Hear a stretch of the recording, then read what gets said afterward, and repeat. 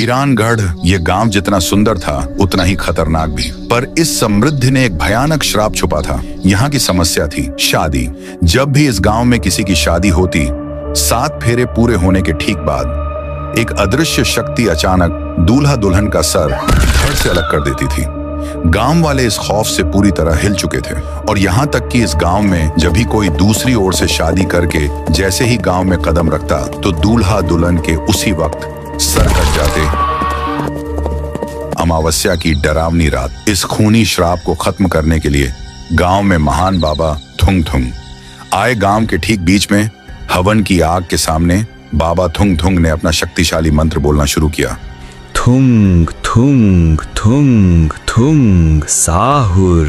यह मंत्र पूरे वीरानगढ़ की गलियों में गूंज उठा। जैसे ही मंत्र खत्म हुआ, बाबा के सामने कुछ चुड़ैल प्रकट हुई। मंत्र की शक्ति से वह थुंग थुंग पर बहुत गुस्सा हुई, पर बाबा की शक्ति के आगे वह टिक न पाई। पलक झपकते ही बाबा ने उसे एक पिंजरे में कैद कर लिया। बाबा ने गुस्से में दहाड़ते हुए पूछा, ये कमबख्त, तू चाहती क्या है? इस गांव के शादीशुदा लोगों को क्यों मारती है?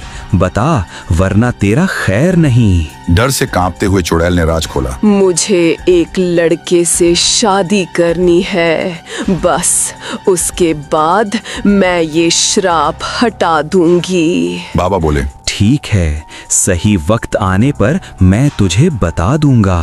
और फिर कुछ और मंत्रों के साथ बाबा ने उस चुड़ैल को अपने हाथ में रखे एक मिट्टी के मटके में कैद कर दिया। गांव वालों की सांसें थमी हुई थीं। बाबा ने उन्हें शांत किया और ऐलान किया, देखो गांव वालों, अब वो चुड़ैल मेरे मटके में कैद है।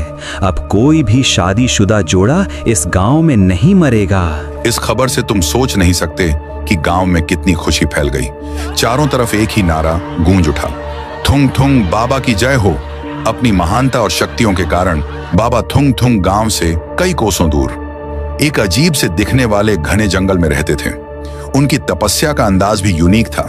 वह एक विशाल सूखे पेड़ के नीचे हवा में उड़ते हुए घंटों घंटों तक अपनी साधना करते। बाबा थुंग थुंग की पहचान इतनी थी कि लोग दूर दराज से अपनी हर समस्या लेकर उस खतरनाक जंगल में पहुंचते थे। एक जोड़ा उनके पास आया, गिड़गिड़ाते हुए, और अपनी तकलीफें बताई। बाबा, आप महान हो, सबकी सुनते हो, सबकी परेशानी दूर करते हो। हमारी शादी को इतने साल हो गए, लेकिन आज तक हमें बच्चा नहीं हुआ। हम बहुत परेशान हैं बाबा। बाबा ने आंखें खोली और कहा, बच्चा, मेरे साथ ये मंत्र बोलो। थुंग थुंग थुंग शाहुर पति पत्नी ने एक साथ मंत्र दोहराया, थुंग थुंग थुंग थुंग साहुर। मंत्र खत्म होने पर बाबा बोले, बहुत बढ़िया, अब जाओ, तुम्हारे घर में खुशियां जरूर लौटेंगी। ये सुनकर वे खुशी खुशी चले गए और सच में सिर्फ 9 महीनों के बाद पत्नी को हॉस्पिटल लाया गया और जब ऑपरेशन हुआ तो उन्हें एक बेटा पैदा हुआ। थुंग थुंग बाबा की बात सच हो गई। एक बार ऐसे ही पोपट लाल नाम का एक लड़का परेशानी से भागता हुआ बाबा के पास आया। रोते हुए पोपट लाल बोला, बाबा, 15 साल हो गए, सफेद बाल आने लगे, पर अभी तक मेरी शादी नहीं हुई। मेरे लायक कोई लड़की नहीं मिलती। बहुत जगह गया पर कुछ फायदा नहीं हुआ। अब तो जिंदगी ही रुक गई है बाबा, कुछ करो। यहाँ तक आने में मेरी दुनिया हिल गई। बाबा मुस्कुराए, टेंशन मत ले बालक, तेरी शादी मैना जैसी लड़की से होगी। एक साथ बोल, थुंग थुंग थुंग थुंग साहुर। पोपट लाल ने वही मंत्र दोहराया, थुंग थुंग थुंग शाहुर। बाबा बोले, अब जा बालक, तेरी शादी जरूर होगी। और सच में 1.5 महीने बाद पोपट लाल की शादी मैना नाम की लड़की से धूमधाम से हुई और 7 फेरे पूरे हुए। यह मंत्र थुंग थुंग थुंग थुंग साहुर इतना पावरफुल था कि जो भी बाबा के साथ इसे बोलता, उसकी बरसों पुरानी इच्छा पूरी हो जाया करती। धनपुर नाम के एक गांव में एक छोटे से घर के अंदर राइस्टार और उसकी पत्नी कमला दोनों एक साथ रहते थे। एक दिन कमला ने राइस्टार को कहा, गांव के पास जो तांत्रिक बाबा आए हैं वो फर्जी नहीं है। लोग कह रहे हैं जो भी परेशानी लेकर जाता है पल भर में उसका हल मिल जाता है। अरे याद है, रामू के बेटे की पत्नी को जहरीले सांप ने काटा था। डॉक्टर भी हाथ खड़े कर चुके थे, पर बाबा ने बस मंत्र पढ़वाया और अगले दिन वो मौत के मुंह से बाहर आ गई। ये कोई चमत्कार नहीं तो क्या है? जब तुम खेत पर गए थे मैं उनके पास गई थी। उन्होंने साफ साफ कहा, तेरे पति की किस्मत का दरवाजा बंद हो चुका है। इसे खोलने के लिए चाहिए एक रात, एक मंत्र और एक कीमत। चलो ना, आज रात ही चलते हैं। राइस्टार ने कहा, मुझे इन सब पर बिल्कुल भरोसा नहीं है। अपनी मेहनत ही असली फल है। यह कहकर राइस्टार गुस्से में घर के बाहर अपने खेत की तरफ जाने लगा। खेत पर पहुंचकर राइस्टार ने चारों ओर नजर घुमाई। सामने सिर्फ सूखी मिट्टी, मुरझाई फसलें और दूर कहीं गहरा सन्नाटा पसरा था। राइस्टार ने उदास होकर खुद से कहा, आखिर मैं कहां गलत था? मैंने अपना खून पसीना एक कर दिया। मैंने ईमानदारी से सब किया, फिर भी यह सब क्यों बर्बाद हुआ? यह सोचकर राइस्टार वापस अपने घर की ओर लौट गया। अगली सुबह राइस्टार अभी भी बिस्तर पर था। दरवाजे पर गांव के साहूकार डोरबेल बजा रहे थे। आवाज ये सुनकर राइस्टार दहशत में उठ बैठा। वह तेजी से सीढ़ियों से नीचे भागा और दरवाजे पर जाकर देखा तो साहूकार गुस्से से सामने खड़ा था। उसने राइस्टार को गुस्से से कहा, ओए, क्या इरादा है तेरा? मेरा पैसा लौटाएगा या नहीं? तुम जैसे लोगों के लिए मुझे मेरी नींद खराब करके आना पड़ता है। 2 महीने हो गए, कोई खबर नहीं। तुम गरीब लोग कमाल करते हो। जब लेने आते हो तो आ जाते हो और जब लौटाने की बारी आती है तो गायब हो जाते हो। राइस्टार तुरंत हाथ जोड़कर गिड़गिड़ाया, माफ करो साहूकार, मैं सच में आपका पैसा लौटाऊंगा। बस थोड़ा और समय दे दीजिए। मेरी हालत देखिए, मैंने कर्ज का एक एक पैसा उस जमीन में लगाया, पर फसलें मर गईं। साहूकार ने कहा, समय? अब कितना समय दूं मैं तुझे? तेरा ब्याज हर दिन तेरी कीमत से भी ज्यादा बढ़ रहा है। अब मेरे पास एक ही रास्ता बचा है, तेरी जमीन अपने नाम करवा लूं। राइस्टार फूट फूट कर रो पड़ा। वह जोर से बोला, नहीं साहूकार, ऐसा मत कीजिए।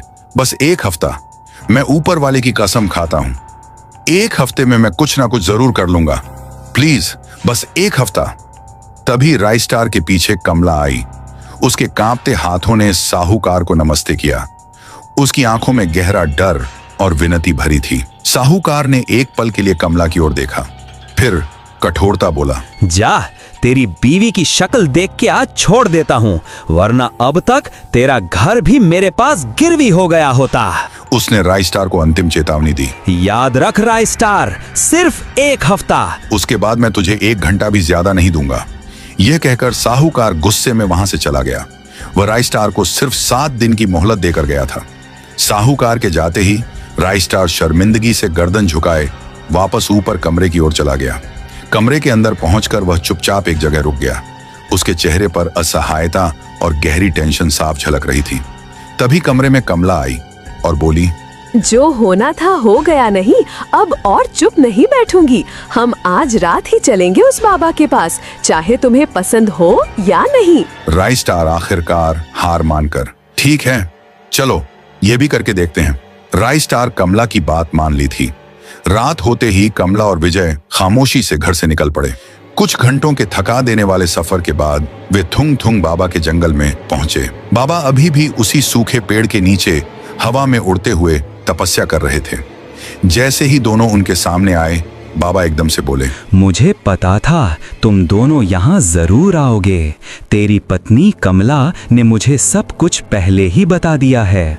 तेरी जमीन का हाल, तेरी टूटी हुई उम्मीदें, तेरी रात दिन की मेहनत और आखिर में तेरी हार, सब देखा है मैंने, सब जाना है। मगर अब और डरने की कोई जरूरत नहीं है।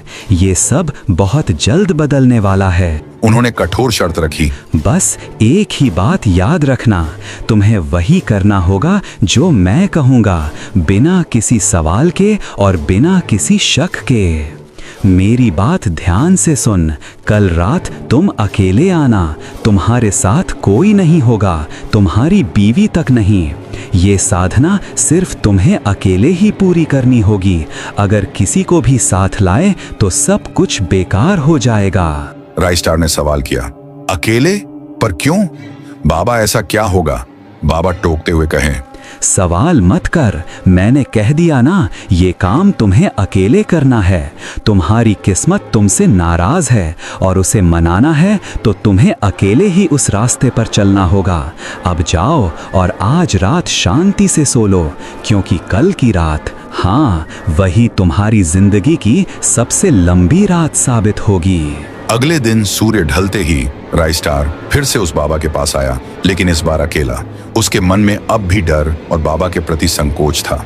राइस्टार उनके सामने पहुंचा। कुछ पल तक बस गहन सन्नाटा रहा। हवा में अगरबत्ती की हल्की महक थी और पेड़ की शाखाएं रह रहकर सरसराती थीं। बाबा थुंग थुंग बोले, पता था आएगा तू, तेरे मन में अब भी डर है, पर अब वापस जाने का रास्ता नहीं बचा। राइस्टार ने झुककर पूछा, बाबा मुझे बताइए क्या करना होगा, कैसी साधना है यह? बाबा ने रहस्यमय आवाज में कहा, ये साधना उस शक्ति की है जो सबसे खूबसूरत हो सकती है, जो मोह में डाल सकती है और जो पल भर में सब कुछ तबाह भी कर सकती है। ये वो ताकत है जो तेरी फूटी किस्मत को पलट देगी, मगर याद रखना, बदले में ये बहुत बड़ी कीमत मांगती है। तूने मेहनत करके देख ली, पर नसीब ने धोखा दिया। अब नसीब को मजबूर करने का वक्त आ गया है। बाबा ने उसे निर्देश दिया। बाबा बोले, अब मंत्र सुन और याद रख, थुंग थुंग थुंग शाहुर। राइस्टार ने धीरे धीरे कांपती आवाज में मंत्र दोहराया, थुंग थुंग थुंग शाहुर। मंत्र पढ़ते ही पूरा मौसम बदल गया। हवा तेज हो गई, पत्तियां जोर जोर से हिलने लगीं और तभी मंत्र खत्म होते ही सामने प्रकट हुई चुड़ैल मोहिनी। ये वही चुड़ैल थी जिसे थुंग थुंग बाबा ने वीरानगढ़ नाम के गांव से मटके में कैद किया था। मोहिनी ने राइस्टार को घूरते हुए कहा, तुमने ही मुझे बुलाया है ना राइस्टार? राइस्टार कांपते हुए पूछा, तुम कौन हो? तुम यहाँ कैसे आई? मैं मोहिनी हूँ। तुमने ही मुझे यहाँ बुलाया है। अब बताओ, क्या चाहते हो तुम मुझसे? इस वीरान रात में, इस जंगल में तुम मुझे क्यों याद कर रहे थे? मैं बहुत बड़ी मुश्किल में हूँ। मेरी जमीन, मेरा सब कुछ छिनने वाला है। मेरी मेहनत बर्बाद हो गई। मोहिनी ने भारी आवाज में कहा, मैं तुम्हारी मदद कर सकती हूँ राइस्टार। मुझे तुम्हारी ये साधना मुझे पसंद आया है। मैं तुम्हें तुम्हारी हर परेशानी से निकाल दूंगी। तुम्हारा दुख, तुम्हारी ये तंगी, डर सब खत्म हो जाएगा। आज से मैं तुम्हारे साथ रहूंगी। तुम्हारे पास ढेर सारा धन होगा, सफलता मिलेगी और सुख ही सुख होगा। पर मेरी एक शर्त है, बदले में तुम मेरे हो जाओगे, हमेशा के लिए, सिर्फ मेरे। किसी और परदेसी स्त्री से तुम्हारा कोई रिश्ता नहीं हो सकता, न मन से न शरीर से, कभी भी नहीं। क्या तुम समझे? और अगर तुमने कभी भी ये वचन तोड़ने की हिम्मत की तो याद रखना, इसका अंजाम बहुत भयानक होगा। राइस्टार ने मोहिनी की ओर देखा। उसकी सम्मोहक सुंदरता इतनी तेजस्वी थी कि कुछ पल के लिए उसकी सोच ही थम सी गई। अपनी जमीन बचाने की डेस्परेशन में उसने बस इतना ही कहा, ठीक है, मुझे मंजूर है। धनपुर की अगली सुबह बेहद खूबसूरत थी। राइस्टार आज देर से उठा। घर में चारों ओर देखा, सब वैसा ही था, गरीबी और सूखे खेतों की झलक। उसे लगा कि वह सब पागलपन था। इस सोच के साथ राइस्टार रोज की तरह अपने खेत की ओर निकल पड़ा। राइस्टार खेत को देखा, उससे उसके होश उड़ गए। कल तक जो जमीन सूखी, वीरान और मुरझाई थी, वह रातों रात हरे भरे लहलहाते खेतों में बदल गई थी। यह किसी चमत्कार से कम नहीं था। राइस्टार को बेहद खुशी हुई। खुशी खुशी वह वापस घर लौटा। घर पहुंचकर पाया कि दरवाजे के पास कमला खड़ी थी। कमला ने खुश होकर कहा, अजी, आज तो कितना अच्छा दिन है। मैंने कहा था ना, उन बाबा के पास हर समस्या का हल है। चलो जल्दी से नाश्ता कर लो, फिर साथ में खेत चलेंगे। राइस्टार ने शर्त को याद करते हुए कहा, रुको वहीं, मेरे पास मत आना। मैं अभी सरपंच से बात करके आता हूँ। सारा कर्ज भी जल्द निपटा दूंगा। तुम अंदर जाओ और मुझसे थोड़ी दूर रहो। कमला का चेहरा उतर गया, वह झुंझलाहट में ऊपर चली गई। तभी राय स्टार ने थोड़ी दूरी पर मोहिनी को खड़े देखा। वह हंस रही थी, उसकी हंसी में एक मिठास थी। राय स्टार ने मोहिनी को एक कमजोर से मुस्कान दी। उसके चेहरे पर अब उम्मीद के साथ एक अनजाना डर भी सरक गया था।